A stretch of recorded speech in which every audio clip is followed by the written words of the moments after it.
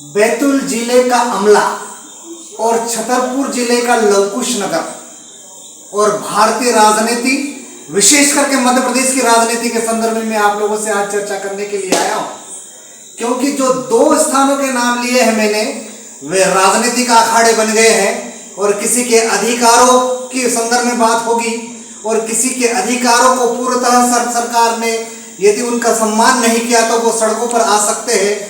ऐसा भारतीय स्वतंत्रता अधिनियम के तहत या भारत सरकार में जो स्वतंत्रता का अधिकार है उसके तहत लिखा गया है और ये भारतीय संविधान की खूबसूरती है। अभिवादन स्वीकार कीजिए, मैं हूं आपका दोस्त बालकृष्ण बाबिस्कर। मैं बात करने के लिए जा रहा हूं एक डिप्टी कलेक्टर। जी हां, ऐसे प्रशासनिक अधिकारी जो राज्य प्रशासनिक अधिकारी का जो सर्वोच्च पद होता है एनपीपीएससी की परीक्षा में, वो है डिप्टी कलेक्टर का। और डिप्टी कलेक्टर की परीक्षा उत्तीर्ण कर यदि कोई महिला किसी अनुविभाग की एसडीएम बन जाती है तो वो सबसे बड़ा पद होता है, यानी कि उस अनुविभाग की वे होते हैं कलेक्टर। लेकिन ऐसे पद को भी परित्याग देकर राजनीति के अखाड़े में उतरना, और वो भी एक महिला का, निश्चित ही आश्चर्य करने वाली बात है और आश्चर्यचकित कर देने वाला विषय दृष्टिगत हो रहा है। लेकिन भारतीय राजनीति में ये सबको स्वतंत्रता है, ये सबको अधिकार है कि कोई भी व्यक्ति चुनाव लड़ सकता है।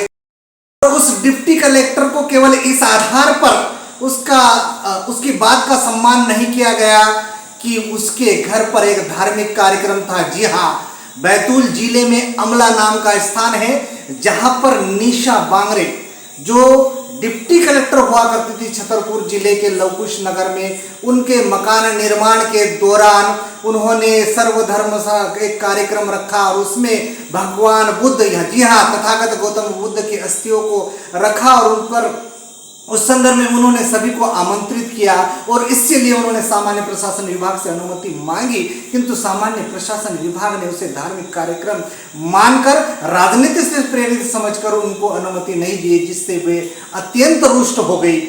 और उस अत्यंत रुष्ट होने के कारण उन्होंने कहा यदि मेरी इस देश में स्वतंत्रता का अधिकार के तहत मुझे मेरी धार्मिक स्वतंत्रता का अधिकार नहीं मिला तो मैं ऐसे पद से इस्तीफा दूंगी। और उन्होंने सामान्य प्रशासन विभाग को इस्तीफा देने के लिए अपनी बात रखी और इस्तीफा मंजूर करे, इसलिए उन्होंने सामान्य प्रशासन विभाग को आवेदन दे दिया।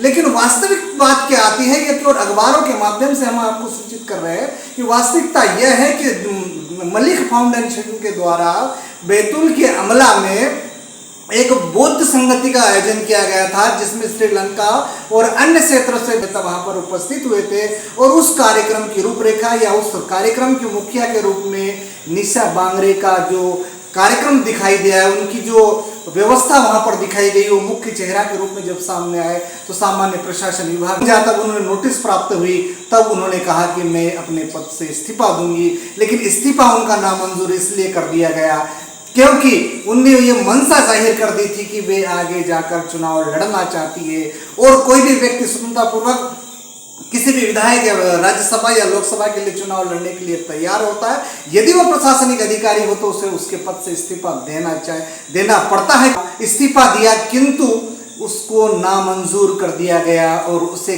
कई प्रकार के नोटिस थमा दिए गए, जिसके कारण आज फिर चर्चा में वे इसलिए आई क्योंकि वे वहाँ के छतरपुर के कलेक्टर के पास जाते हैं, अपने समर्थकों के साथ गए और उन्होंने कहा कि मेरा इस्तीफा मंजूर होना चाहिए। तो यदि वे राजनीति में आना चाहते हैं, चाहे वो किसी भी प्रशासनिक अधिकारी हो, यदि राजनीति में आते हैं तो उन्हें स्वतंत्रता मिलनी चाहिए। लेकिन उनका इस्तीफा नामंजूर करना, इसका मतलब सरकार के ऊपर उंगली उठना और कहीं ना कहीं सरकार ये चाहती है कि वो राजनीति में नहीं आए, इसलिए वे सरकार उस पर अडिग है। और दूसरी ओर वे अपने इस बात पर अडिग है कि वे चुनाव लड़ना चाहते हैं। अब यदि वो चुनाव लड़ना चाहते हैं तो मुख्य नायक उनका समर्थन करता है, क्योंकि भारतीय संविधान में सभी को चुनाव लड़ने का अधिकार है। नमस्कार।